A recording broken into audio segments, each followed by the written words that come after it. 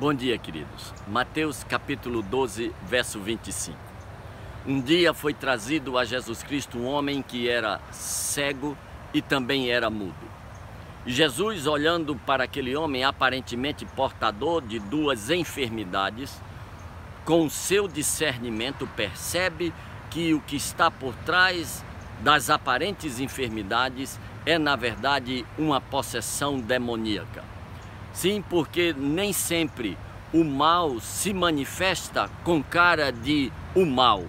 Muitas vezes o mal se manifesta disfarçado de enfermidade, disfarçado de pastor, disfarçado de padre, disfarçado de professor, disfarçado de governantes, e eles conseguem assim implementar toda a sua malignidade e passarem absolutamente desapercebidos. Mas não para Jesus Cristo, que olhou para aquele homem, expulsou o demônio e o homem passou a falar e passou a ver.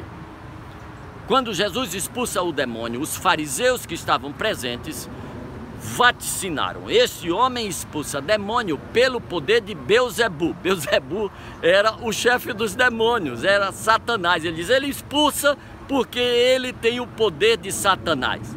Jesus Cristo disse: o que vocês estão dizendo não tem sentido, porque se Belzebu expulsa Belzebu, então Belzebu está dividido contra si mesmo.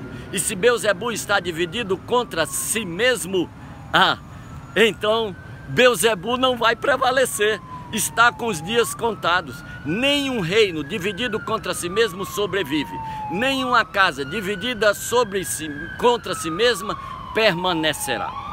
Este ensinamento de Jesus Cristo vale para nós nos dias de hoje.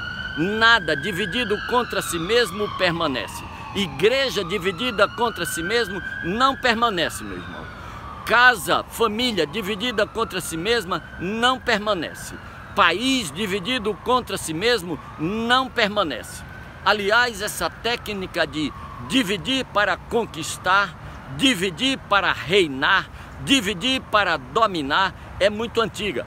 Desde o tempo de César que esta prática vem sendo usada pelos conquistadores. Foi usada por César, foi usada por Filipe da Macedônia, foi usada por Napoleão Bonaparte, foi usada por vários generais em diferentes campanhas militares, tendo que enfrentar um exército invencível ou tendo que conquistar uma posição inexpugnável. A estratégia mais eficiente sempre foi dividir, afastar uns dos outros, se possível suscitar a discórdia, suscitar a luta fratricida, para que eles, enfraquecidos, sejam facilmente dominados. Esta estratégia é a mesma estratégia que vem sendo usado no nosso país há vários anos.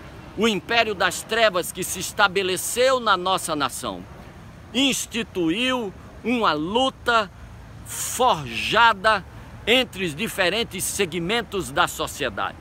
O homem do campo foi instigado contra o dono do campo e lhe foi profetizado, lhe foi doutrinado que ele tem que sair da condição de homem do campo e se tornar o dono do campo. E para se tornar o dono do campo, ele tem que derrotar aquele grupo de pessoas, talvez pessoas que deram emprego a várias gerações de trabalhadores. Tem sido ensinado ao trabalhador da fábrica que ele só será alguma coisa na vida se ele tomar a fábrica do dono da fábrica, ignorando todos os anos em que teve pão para levar para casa, porque teve uma porta de emprego à sua disposição. Tem sido ensinado que as pessoas precisam lutar entre si pelo seu diferente viés religioso ou pela sua diferente opção sexual. E tem se dito ao homossexual que para que ele possa viver livremente a sua opção, ele tem que, de forma militante, de forma compulsória, combater os heterossexuais. E para isso tem que destruir os valores da família tradicional, que agora não é mais chamada tradicional, é chamada família arcaica. Eu quero só dizer que o modelo de família que nós vivemos é um modelo de família que foi instituído no capítulo 2 do livro de Gênesis, pelo Criador do homem, pelo Criador de toda a terra. Deus criou o homem, Deus criou a mulher. Deus disse: deixará o homem pai e mãe, unir-se à sua mulher, e serão ambos uma só carne. Deus lhe deu filhos, de modo que este modelo de família é criado por Deus.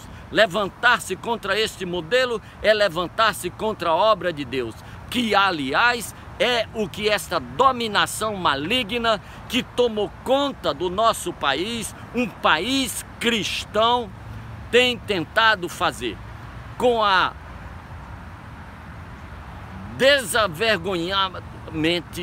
desavergonhadamente participando de forma disfarçada de uma celebração religiosa e tendo desplante, cometendo a heresia, o pecado, a indignidade de participar da celebração da Eucaristia. Pessoas que negam a existência de Deus, que negam a existência de Jesus Cristo, estão celebrando a morte e a ressurreição de Jesus Cristo.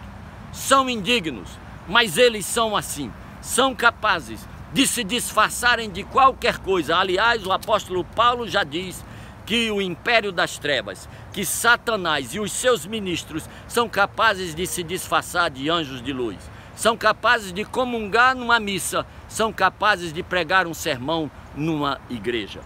Queridos, a nossa luta não é contra o nosso irmão, a nossa luta não é com quem tem uma opção sexual diferente da nossa, com quem tem uma opção religiosa diferente da nossa. A nossa luta é contra o império das trevas, que se disfarça de professora e induz uma menina a pegar no pênis de um homem deitado no chão em um museu. A nossa luta é contra pessoas que, usando a prerrogativa de ministro, fazem uma cartilha que pretende erotizar as nossas crianças, quando não desvirtuá-las pela apologia da homossexualidade, como se a heterossexualidade fosse uma doença, uma perversão.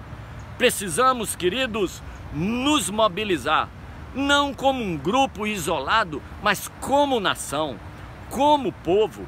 Não importa qual a nossa opção sexual ou religiosa, não importa se sou homem do campo ou dono do campo, se sou operário ou sou dono de fábrica, não importa se eu sou pobre ou se eu sou rico, nós somos uma nação. O Brasil tem estas cores e é como um Brasil inteiro, como um gigante, que nós vamos expurgar este império das trevas que quer se perpetuar sobre o nosso país. Somos um país rico em diversidade, somos um país que convive com a diversidade, somos um país que respeita a adversidade, somos um país que tem um só coração, que tem um só Deus, que tem um só nome: Brasil.